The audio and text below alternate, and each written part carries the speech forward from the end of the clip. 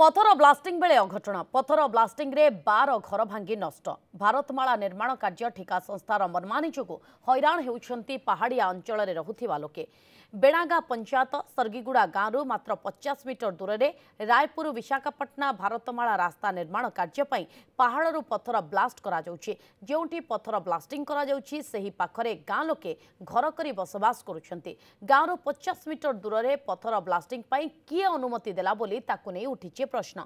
गत विलंबित राति रे पथर ब्लास्टिंग बेले 12 घर आजबेस्ट एवं छात भांगी जाइछि। अल्पेके वर्ती जाइछंती परिवार लोके। खबर पाई बोरीगुमा तहसीलदार शोभन कुमार बेहेरा घटनास्थल में पहुंची अनुध्यान करिछंती।